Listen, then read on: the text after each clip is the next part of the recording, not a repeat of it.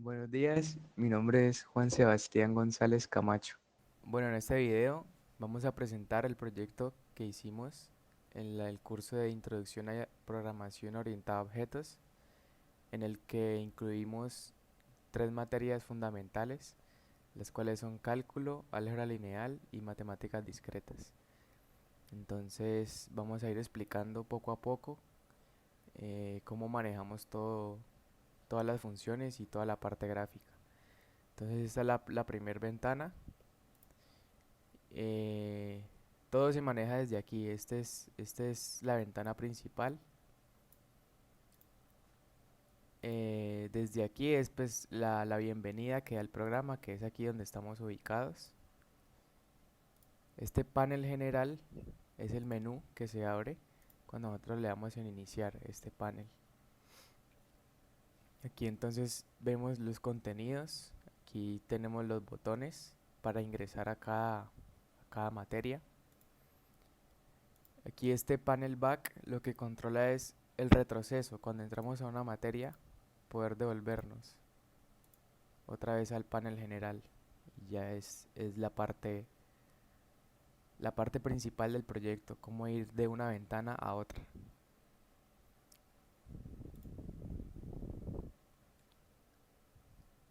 Utilizamos varios paquetes que trae Java para poner imágenes, para poner iconos, para dibujar cadenas de texto, para dibujar cuadros, dibujar botones.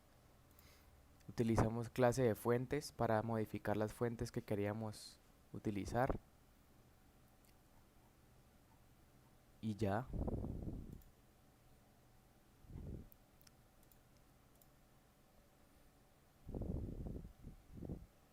Entonces voy a explicar la parte de matemáticas discretas en los conjuntos, en las que realizamos operaciones entre conjuntos. Entonces tenemos aquí la gráfica de cuatro conjuntos. Podemos ver el conjunto A, conjunto B, conjunto C y conjunto D. Entonces dice operaciones entre conjuntos. Para empezar, presione los botones para llenar los conjuntos. Entonces al presionar cada botón podremos llenar cada conjunto. ¿Cómo funciona esto? Cuando presionamos clic en algún botón, él nos pide una entrada de todos los elementos y él mismo lo va a dividir en un arreglo. Hay que dividir cada dato con una coma para poder hacer bien la separación. Entonces vamos a ver el ejemplo primeramente del llenado. Entonces tenemos el conjunto A, lo llenamos con números, del 1 al 10 en este caso. El conjunto B, 2, 4, 6, 8 y 10. Y el conjunto C, 1, 3, 5, 7, 9. Ahí como ven, cada dato lo estoy separando con una coma. El conjunto D lo podemos llenar con letras.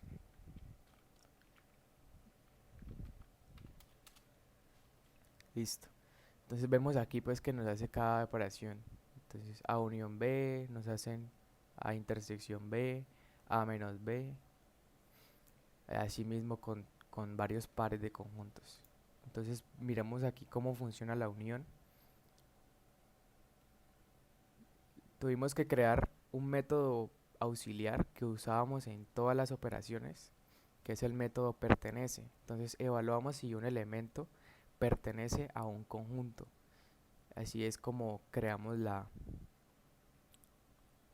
función. Entonces en el caso de la unión se incluyen los elementos que pertenecen al conjunto A o que pertenecen al conjunto B, es decir, que están o en el uno o en el otro. En la intersección se incluyen los elementos que están en A y están en B, es decir, los que tienen en común, que están en ambos, estrictamente en ambos conjuntos. La diferencia son los elementos que están en A y que no están en B, es decir, que al conjunto A le quitamos los de B.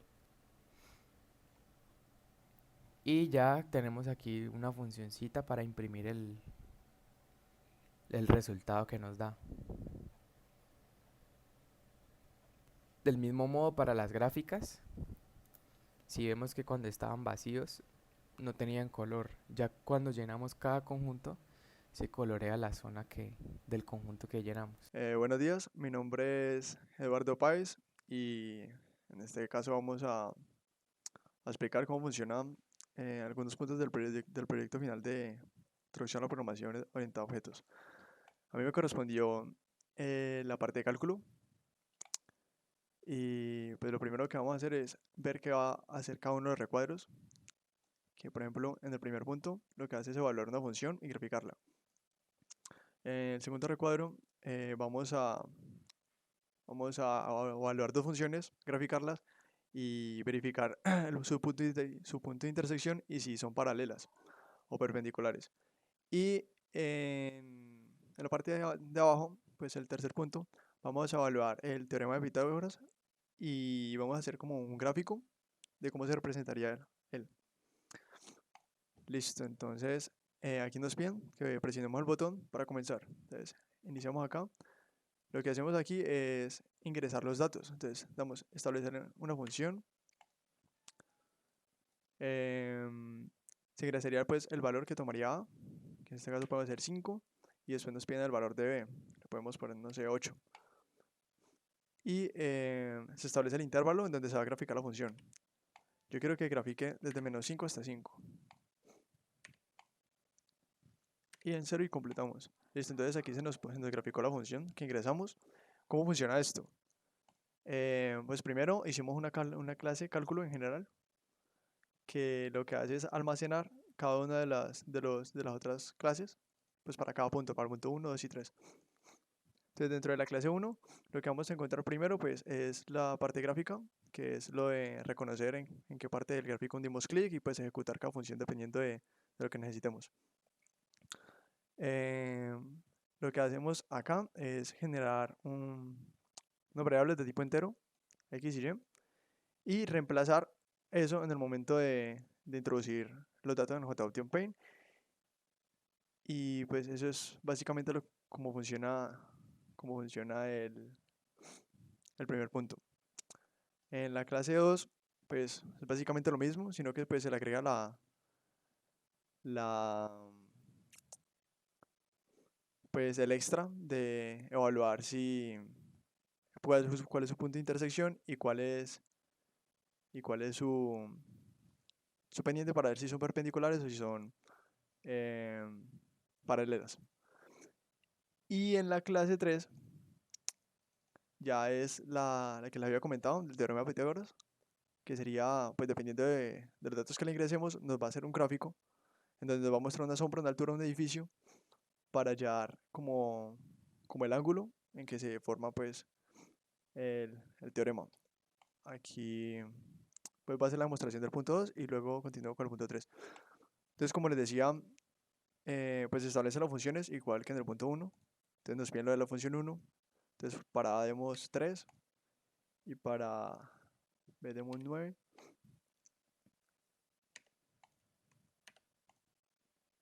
Se establecen los intervalos de ambas funciones. Entonces pongamos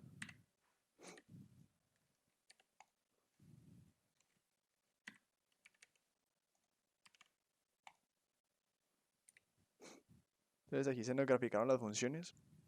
Como les decía, pues nos dan el punto de corte, nos dan pues los demás datos, el intervalo, todo. Y en este último punto vamos a ingresar lo que son los grados. Quiero que no sé, que sea de 45 grados, una altura de sombra. Entonces, pues como les decía, lo que hace es generar un edificio y calcular pues, el tamaño de la sombra y el ángulo en donde se proyecta. Bueno, entonces para codificar los mensajes se utilizó el algoritmo ROT3, el cual es una variedad del cifrado César. La implementación de este panel se realiza en la clase D3, la cual tiene su propio método constructor, su método Paint y un método disposición, los cuales definen la apariencia visual de dicho panel. También tenemos el método Cipher, que recibe como argumento una cadena de caracteres y es el encargado de implementar el algoritmo de codificación. Este algoritmo simplemente reemplaza una letra del alfabeto por otra letra que está 13 posiciones más adelante o más atrás. Para esto se recorre el mensaje y cada carácter se convierte a un número entero que corresponde al código ASCII. Si el carácter está entre A y M, ya sea mayúscula o minúscula, se mueve 13 posiciones hacia adelante y se concatena a la variable code. Pero si el carácter está entre N y Z, ya sea mayúsculas o minúsculas, se mueve 13 posiciones hacia atrás y se concatena a la variable code. Pero si el carácter no es alfabético, se deja tal y como está y se concatena a dicha variable, la cual al final se retorna. Y finalmente tenemos al método mouseClick, el cual permite que en la interfaz gráfica, al darle clic en este cuadro de texto, podamos ingresar un mensaje y luego codificarlo dando clic acá. Bueno, la implementación de las operaciones en distintas bases se realiza en la clase D2, cuya parte más importante se encuentra en el método mouseClick, el cual está compuesto de 3 bloques condicionales que corresponden a los botones de la interfaz gráfica, que son base inicial, base final y seleccionar operación. El primer bloque corresponde al botón base inicial, el cual le pide al usuario ingresar una base entre 2 y 16 y a continuación ingresar 2 números en dicha base. Luego el siguiente bloque condicional corresponde al botón base final, el cual le pide al usuario ingresar una base entre 2 y 16 y realiza la conversión de los números ingresados anteriormente por medio de los métodos baseChain y toDecimal de la clase numsys. La clase numsys es una clase auxiliar que permite realizar la conversión de números a distintas bases e implementa las operaciones básicas que son la suma, la resta, el producto y la división. Bueno, entonces volviendo a la clase principal, la clase D2, seguimos con el último bloque condicional que corresponde al botón de seleccionar operación, el cual dispone de 4 opciones distintas que son sumar, restar, multiplicar y dividir. Y según la que se escoja, se ejecuta el método correspondiente que son suma, resta, producto y división de la clase numsys. Ahora veamos un ejemplo. Por ejemplo, vamos a ingresar números en base 10, base decimal, el 679 y el 715. Ahora los convertimos a hexadecimal, que es base 16, y realizamos una suma, viendo el resultado 578 en base 16. Bueno, para álgebra lineal se escogió como tema las matrices y sus operaciones básicas, que son la suma, la resta y la multiplicación. Y se definió un orden máximo de 5 para mantener la disposición de las matrices en pantalla y evitar que éstas se superpongan. Entonces, mirando el código, tenemos la clase álgebra, la cual implementa su propio método constructor, un método Pine y un método disposición, los cuales definen la apariencia visual inicial del panel. Asimismo tenemos un método cuadrículas, el cual dibuja en pantalla las cuadrículas de las matrices, haciendo uso de 2 variables auxiliares, altura y k, las cuales permiten que sin importar el número de filas o columnas, la matriz siempre esté centrada. También tenemos un método fillMatrix, el cual dibuja en pantalla los valores de las matrices después de que han sido inicializadas por el usuario. Y un método result, que hace lo mismo, pero para la matriz resultante. También tenemos un pequeño método llamado restablecer, que asigna esos valores a estas variables. Y finalmente llegamos al método mouseClick, el cual define las acciones que ejecuta cada botón de la interfaz. Así, por ejemplo, tenemos los botones para aumentar el número de filas y columnas de la matriz A y B, o para disminuirlos. Entonces, cada uno de estos botones corresponde a un bloque condicional del método mouseClick. Entonces para la matriz A primero y luego para la matriz B. Luego tenemos los bloques que corresponden a los botones de llenar la matriz A y la matriz B, los cuales permiten asignar los valores a ambas matrices. Y por último están las operaciones de suma, resta y multiplicación. Para la suma y la resta, las matrices A y B deben de ser del mismo tamaño, si no, no se puede realizar la operación. Mientras que para la multiplicación, el número de columnas de la matriz A debe ser igual al número de filas de la matriz B, si no, no se va a poder multiplicar. Entonces, veamos un ejemplo. Realicemos operaciones con matrices de orden 2. Entonces la llenamos con valores aleatorios.